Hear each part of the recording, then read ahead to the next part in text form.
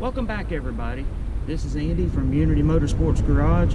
Today we're going to talk about something that's a dead topic on the internet, but I felt compelled to share this information with you because it could mean the difference between winning and losing at the drag strip, and that's Holley carburetor boosters and why it matters. You know, in this day and time, fuel injection is getting cheaper and cheaper to do, and for good reason. I mean, technology has come a long ways, but what about the old school guys that love the novelty of having a carburetor? Can you take some of the principles from fuel injection and apply them to a carburetor? I think you can, and I'm going to show you how. You know, when you're talking about fuel injection systems, you got to remember two of the attributes that make this thing really good. One is you can control the amount of fuel that's being delivered to the engine by the computer, meaning that you can command the perfect air-fuel ratio at all times. Okay, that's number one. Number two is fuel injection systems operate under high pressure. What does that do? Well, when the computer sends the signal to open the injector, that 40 psi that's behind the injector sprays a fine mist into the intake port and down into the engine cylinder. So that's an important thing. Why is that? Because fuel cannot burn unless it's vaporized, and so that's going to come into the debate here shortly when we get into these carburetors. What you're looking at here is a magazine article that was written by David Vizard, and it was in the September of 09 issue of Popular Hot Rodding.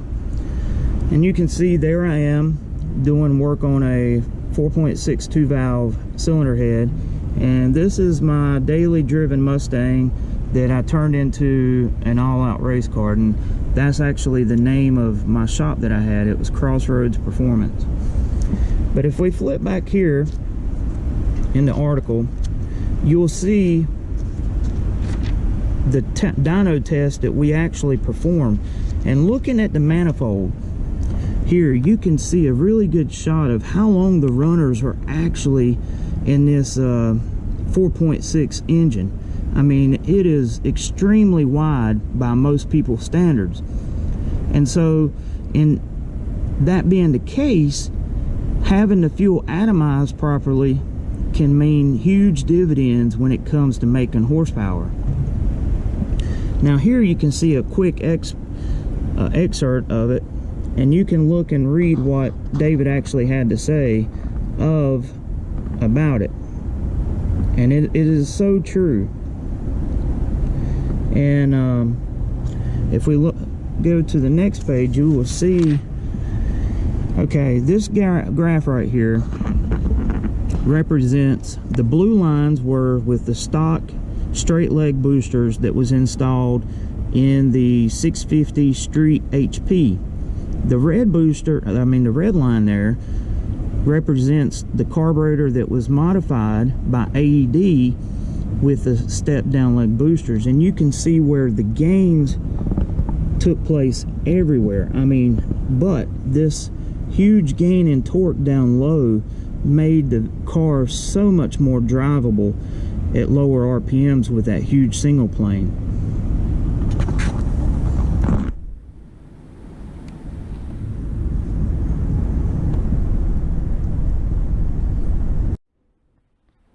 You know, when it comes to picking boosters for carburetors, you know, the rule of thumb is if you have a heated manifold, I would go with a straight leg booster or your common down leg.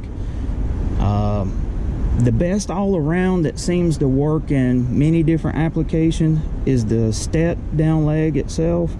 But if you have a combination where, you know, say a tunnel ram or a high-rise single plane such as a Victor Jr. or a Super Victor or something like that, and even in this type manifold, RPM air gap, the throttle response that you receive with a annular booster is second to none. I can't stress that enough. And you know, a lot of times, depending on your combination, I've seen gains down low in torque, huge gains, and then up top at upper end of horsepower, it not make that much difference, you know, be within a few numbers. But when you take it to the track, it's extremely faster because of the torque under the curve that you gain. So just keep that in mind. You know, let's get the conversation started, because it seems like no one really wants to talk about the boosters and the carburetor and how it's important of how the fuel is actually delivered to the cylinder. You know, so if you want fuel injection performance out of a carburetor, you need to atomize that fuel as best you can.